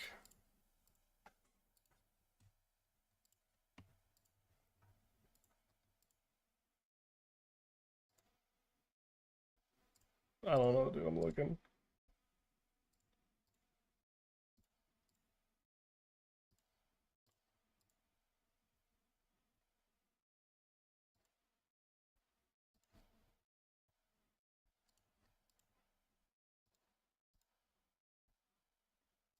They're all so good, man. I don't know. Yeah. I'm jumping through it right now. I'm trying to find It something. ain't easy. It Trying to ain't find easy. something to complain about. And I got no complaints. I got a bit of a cop out for clicking. mine, but I'm not gonna influence yours in any way. You cheap bastard. I mean, maybe cop out's a strong word, but yeah, I get nitpicky when it's an album like Okay, this. yeah, I guess if I have to pick a least favorite, I'm gonna go with Golden Sardine. Mm. I feel like it's the most generic lo-fi beat. That's about it. And it's a good beat, but I do feel as though it's the least inspired of the beats. I don't know, but even then, it's a great beat. It's just like it's my least favorite of the beats is Golden Sardine. Listen, man, this is a great, solid, no complaints kind of record. I liked it a lot. I was very pleased with you bringing this week because I was very happy to hear it. Wow. And what about you, huh? What's your dirty, filthy fucking cop out? Well, first I gotta pick a favorite, and I think that's harder, Mhm. even. Mm, I mean, okay. I love non-cipher. It's all for the Mhm. same reasons. Like, just beautiful instrumentation, so lively. The percussion's awesome. Same thing goes for Laundry. Same thing goes for Cycles. No Starving Artist has an awesome fucking sample. Doldrums with the piano, man. Like, but you It's a know, great gun to my head, Uh-huh. it's probably gonna go to Non-Cypher. The sax on that's awesome. Sax is multiple. Yeah. Little bass sample underneath. I love the light percussion. The bars, beautiful. Mm-hmm. Uh, Yeah, it's choppy in a beautiful way. I love it. yeah, it's like Good the flow. I like the flow on this one a It's lot. it's swinging you back and forth. It is. He's following this. The vocals are not the lead here, and I think that's pretty cool. He's like going back. He's arguing with the sax, and then he argues with the keyboard, and I think that's kind of fun. You know. Yeah. He's playing second melody, and I think that's really cool. And then, Good pick. my filthy fucking cop out that sucks really bad is just Omens and Totems, track 4. I just don't like the outro very much. I think it's, I don't know. No, I don't like it very much. That was what I thought you were gonna pick. Yeah. And I mean, what else? It's one of my favorite beats on here. What else can you do? It's definitely like one of the heavier beats, and it's cool, but I just don't like the outro very much, and that's like my cop out because I love all of these songs so much. I like the outro. I like it more than you. Well, fuck you, bro. You're a fucking loser. I'm doing this for charity. Oh, I'm writing this off on my taxes, bro. you've already made this bit. I'm not cutting it out either. Yeah. You've already made that I don't joke. care. I made the charity joke. I haven't made the tax write-off joke because I learned You did recently. make the tax write-off joke. Well, I learned recently you can write off time and labor if it's for charity. And my time is quite valuable, buddy. So it's gonna be a fat write-off. I'm snitching. I'm telling. Dude, I'll have you know, I make like $19 an hour. Oh my god. That's a joke. I make way more than that. Come on, bro. Come on, bro. Oh.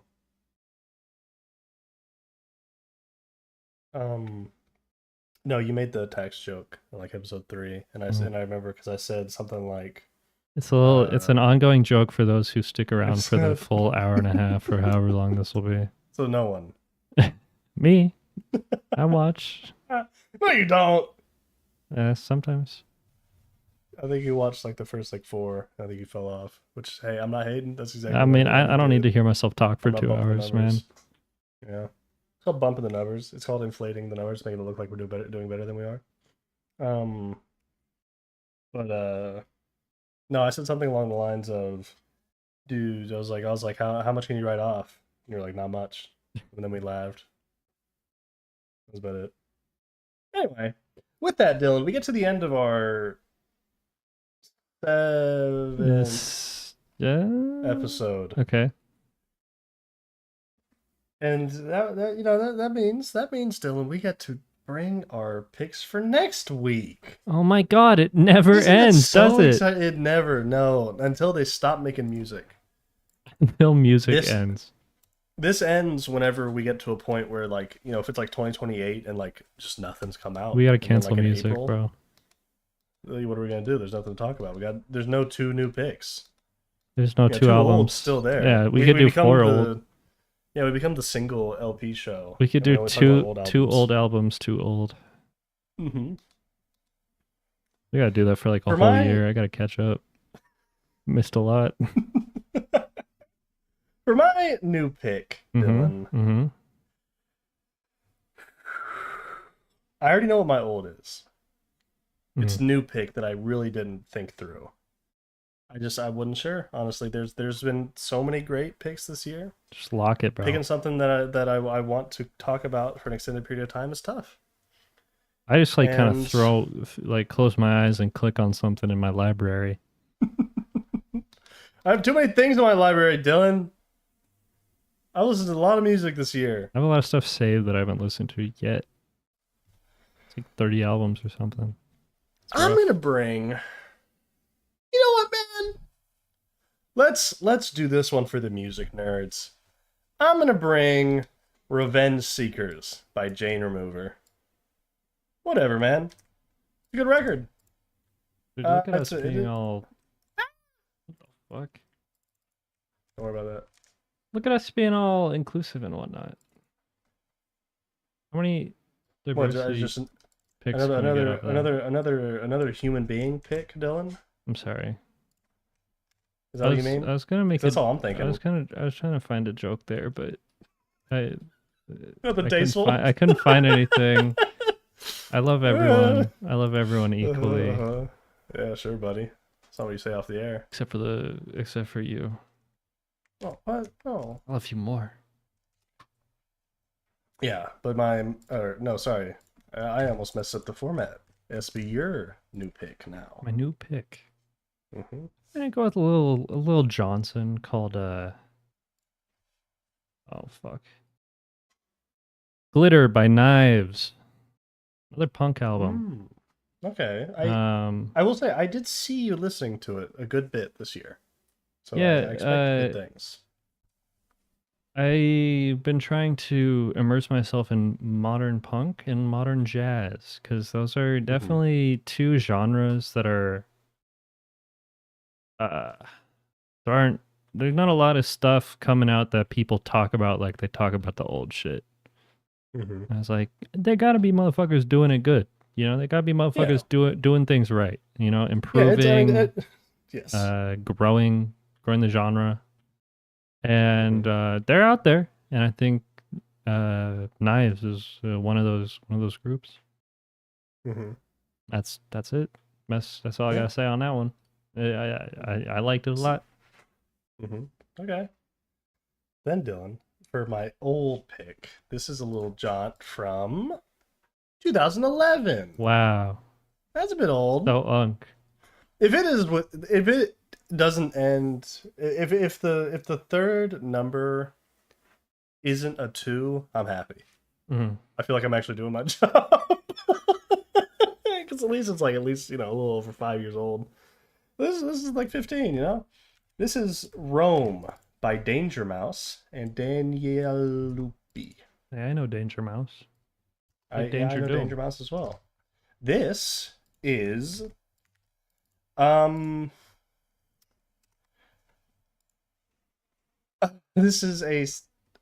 not a soundtrack, but it is supposed to sound like one.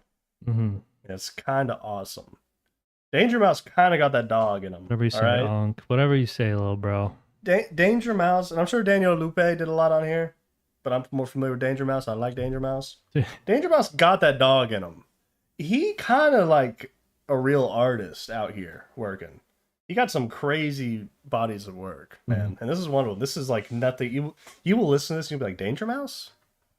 Danger Mouse did this? I mean, he did Danger Doom. Well, that's all I know him for. This shit don't sound like Danger Doom. This shit don't sound like what's him and CeeLo Green? I never listened to that, John. It's you have heard CeeLo Green and Danger. Well, I'm familiar with both of them. I don't know They did. No, they're Gnarls Barkley. Oh, really? Like Gnarls Barkley is CeeLo Green and Danger Mouse. Really? CeeLo Green did Crazy? Yes. Wow. That shouldn't be the part that shocks you. It should be, Danger Mouse did that? No, it's more... It sounds like CeeLo Green. CeeLo Green sounds like that. Or who am I thinking? I'm thinking of Skee-Lo. That's what I was thinking of. The guy who did I Wish. Skee-Lo.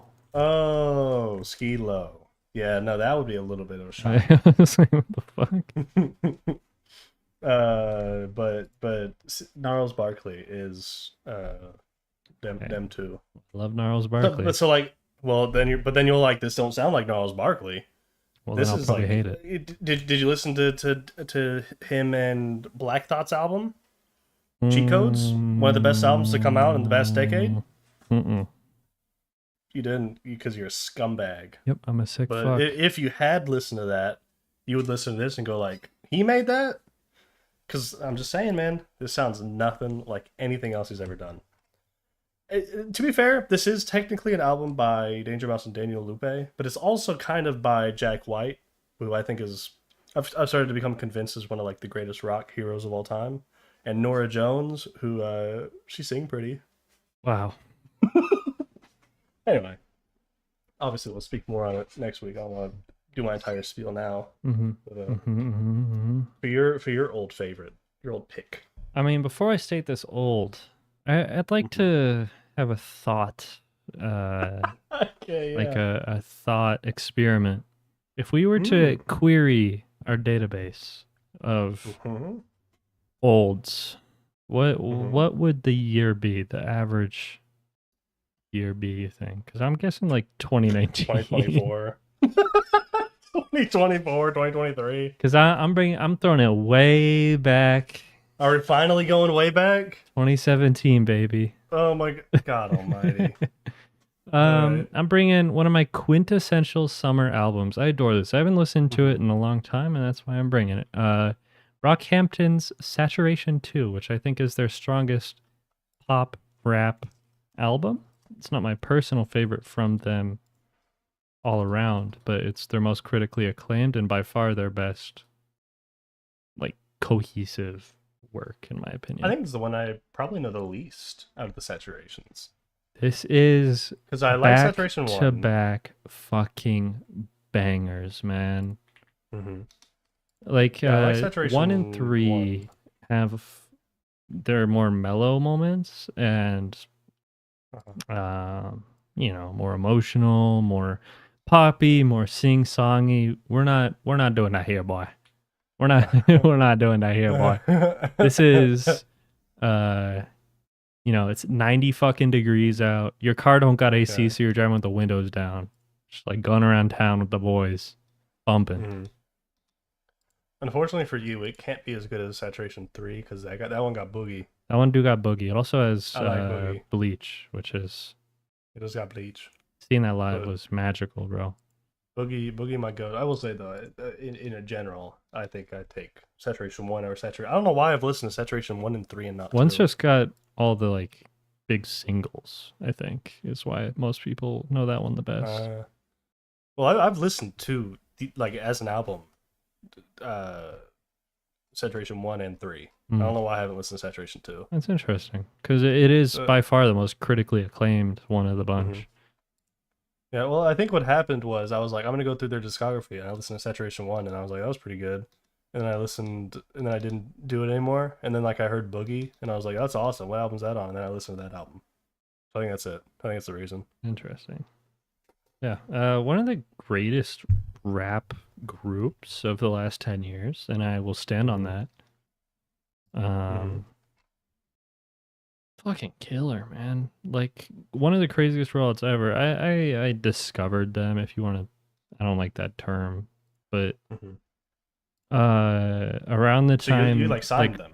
Yeah, I signed them. No, it was I remember pretty vividly. It was high school. I watched a Fantano video on Saturation 1, and I'd been following since. And Saturation 2 came out, and at the time, I wasn't a huge fan.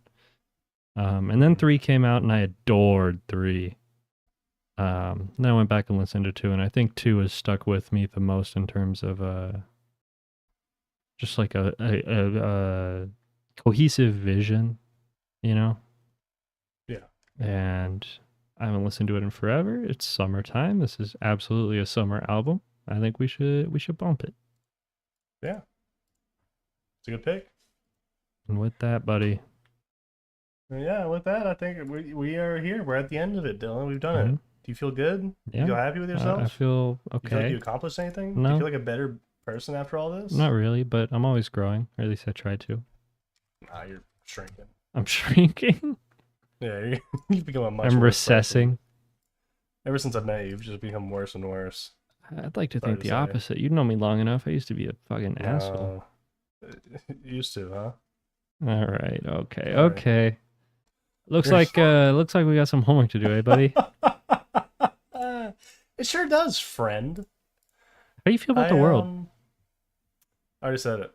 You say it again. Do the roar. No, I'm not doing the roar. I said it earlier. Do the roar. You gotta pay extra.